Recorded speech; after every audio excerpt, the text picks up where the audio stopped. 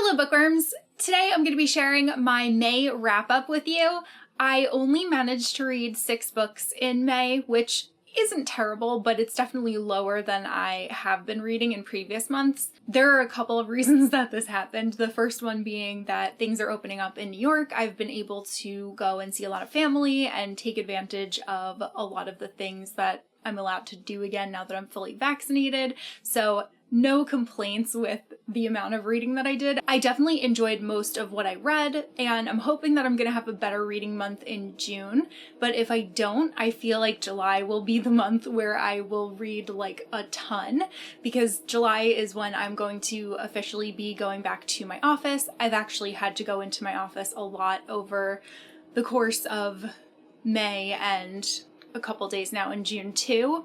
I'm like one of the only people that are there, but I'm just trying to get everything ready for when we do reopen. But I feel like once I am back and once I have more structure to my day, I'll probably get into a better routine when it comes to reading again, because I do really enjoy that being part of my day, but I just like haven't had the time lately. So in addition to the things that I've been doing out, technically I have had time to read. I just have chosen to do other things. Like I binge watched all 5 seasons of Summer House. I binge watched The Circle. I'm still in the 2nd season of The Circle, and I've been watching a couple of other things too, so that's been really fun. But yeah, that was like, I don't know, I just got sucked in. I can like admit that Summer House is a bad show, like it's not good. But one of my friends told me to watch it, and it was fun to like chat about it with her as I was watching it. Oh, last thing before I start talking about books, I feel like I keep getting the same ad on YouTube from Essie for their new like summer 2021 nail polish, and I really loved that orange color. It just like, I think I just saw the ad so many times that I was like, I want to try this orange nail color. I think it's called like Tangerine something, Tangerine Tease maybe. And I just got it and I did my nails this color right before filming, and it actually goes quite well with some of the books that I read in May. I just think it's a really fun color for summer. But anyway, I'm going to get on into the books that I read this month. I didn't pre-rank these before filming, so I'm gonna like impulsively rank them and go back to sharing things in order from least favorite to most favorite. I know which one is the bottom book, and then I feel like I enjoyed a lot of the other stuff, so we'll see where my rankings lie. Okay, so my least favorite book and the first book that I finished in May was A Children's Bible by Lydia Millett. I really wanted to read this. It was a National Book Award finalist, and it sounded really interesting, and it was really interesting. I personally just didn't connect to it very much. So it follows a group of like very mature kids who are forced to go on this summer vacation with their parents, but they really don't want to.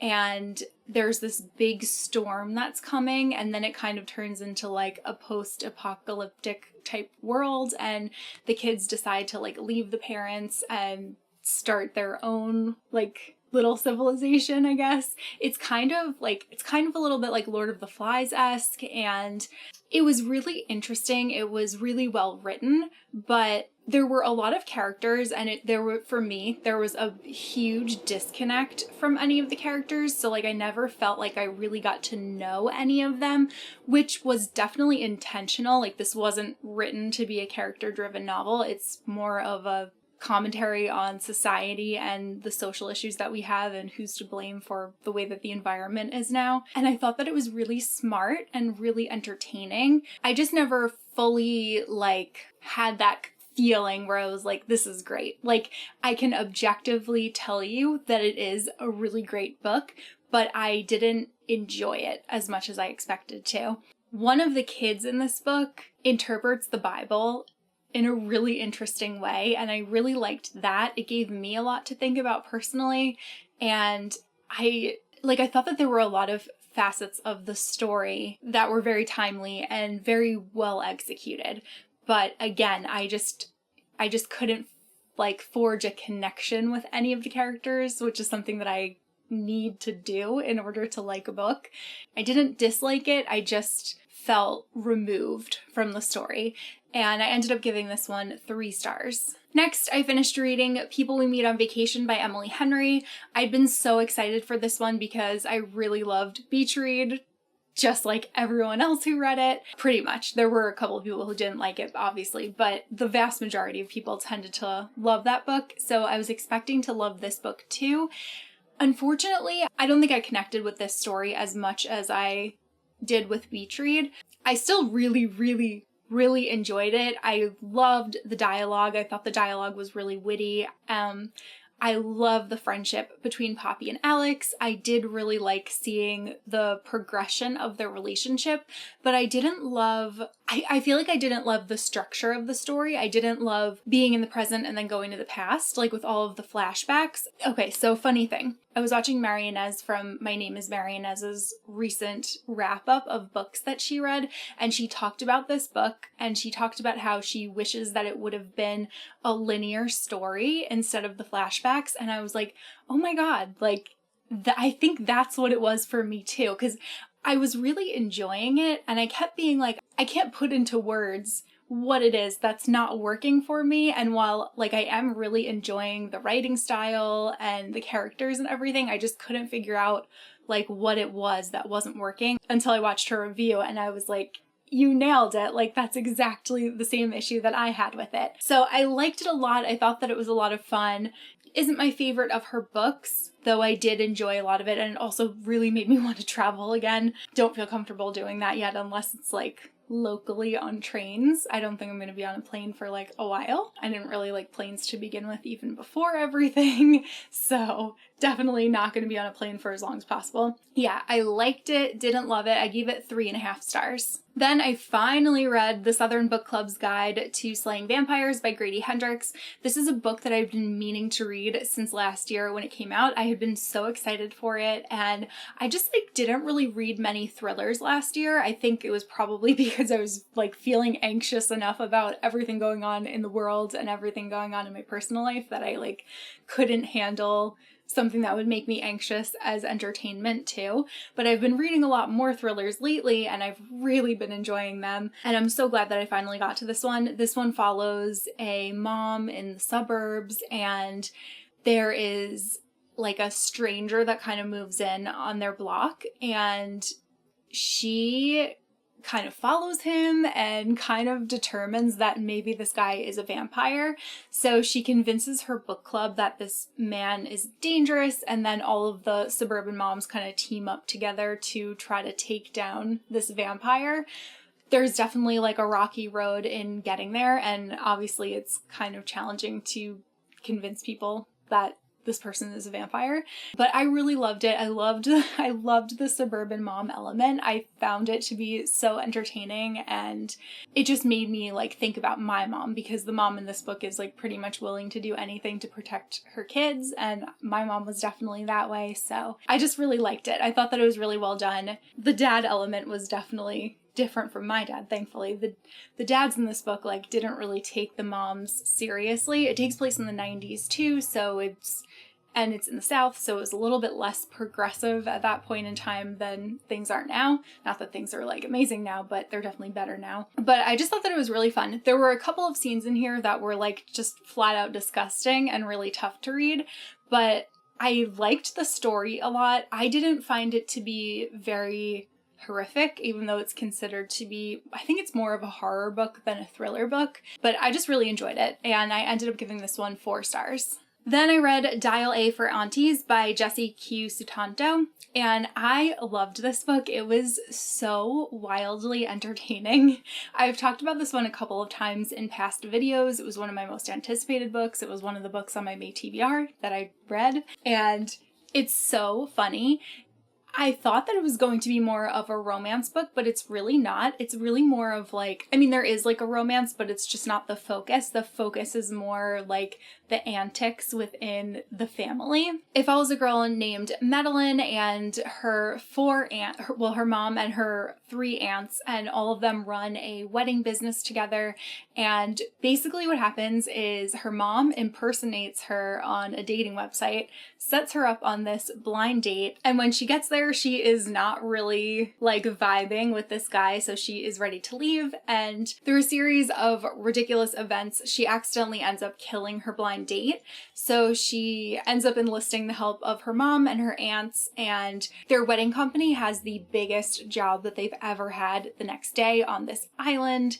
And they're trying to like conceal this dead body while also juggling their responsibilities for the wedding. They accidentally end up shipping the dead body to the wedding instead of keeping him in the freezer like they had planned. So the whole thing is just like lots of hijinks, lots of them trying to intercept the body, make sure no one can see the body, like try to, try to stop themselves from getting in trouble. And there's like a whole bunch that's going on with the bride and groom and their bridal parties, and it was just over the top, hilarious, like laugh out loud funny. There were so many things that I was laughing about, and I like had to tell Andrew because I was just like, this is so funny. And I also heard that this is actually going to be adapted into a Netflix film, and I cannot wait for that because I think that this will translate so well to the screen. I loved it. I gave this one 4 stars. Then I read a thriller. I read Riley Sager's The Last Time I Lied. This was the last book of his that I hadn't yet read,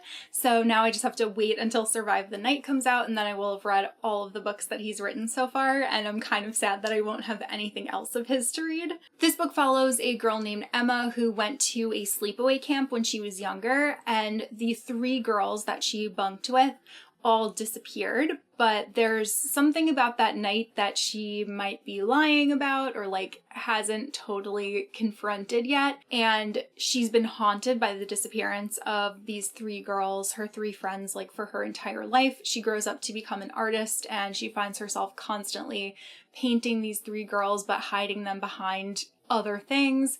And then at one of her art shows, the person who ran the camp ends up showing up, and she tells Emma that she's going to be reopening the camp, and she asks Emma to come with her and to be an art instructor. She convinces her that this would be a good thing for Emma to do because it would be a way to show people that it's okay to go back to the camp. If Emma, who like lived with the people that disappeared, is okay coming back, then other people should also feel okay about this camp reopening. But Emma is kind of going there with an ulterior motive. She feels like she never really got closure on what happened to her best friend Vivian, and she really wants to just find out as much as she can about that time in her life. So she gets there, and there seems to be somebody who is kind of like antagonizing her, and it's so good. I really loved it. It was a really great book to read right before the summer season because it had like major summer vibes. It had the whole sleepaway camp thing going. They were on this lake, and it just seemed really scenic and atmospheric, and I absolutely loved it for that reason.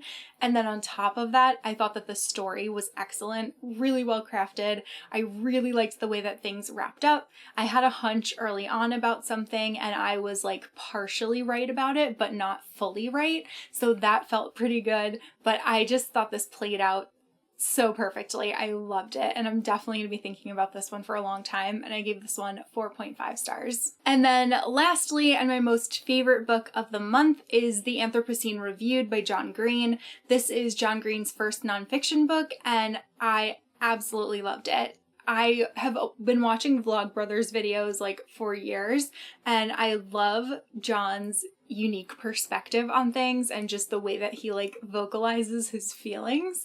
I have always found him to be a very profound person, and I like the way that he finds meaning in things. He attributes so many quotes to different life experiences, and he's also able to see the beauty in a lot of like mundane things and also the absurdity in a lot of mundane things. And I love it. I could listen to him talk forever. I listened to the audiobook, which was definitely the way to go on this one. It's a collection of personal essays about his experience so far and, you know, different events in history, and even talking now about the pandemic that we've been enduring. And I loved it. I felt like it was the perfect mix of emotions. Like, it had those kind of profound quotations that I'm used to getting from John, as well as like a good dose of humor and self-awareness, and it was just so good.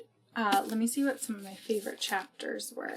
So some of my favorite essays in this book were The Internet, Sunsets, Harvey, Auld Lang Syne, Googling Strangers, Super Mario Kart, of course, Sycamore Trees, and then just really funny was his chapter on Indianapolis. Overall, excellent, excellent read. I really hope that John Green will write more nonfiction because I will 100% pick it up. I loved this one and I gave it 5 stars. So those were the 6 books that I read in May. This was a much shorter wrap up than I usually do, but like I said, had a lot going on, but I'm glad that I really enjoyed the majority of what I read this month. Like, 4 out of the 6 books that I read were 4 stars or higher, so I would say that's a pretty successful reading month. Let me know if you've read anything that I mentioned, and let me know what your favorite read was. That's all that I have for this video, and I will see you guys soon in a new one. Bye!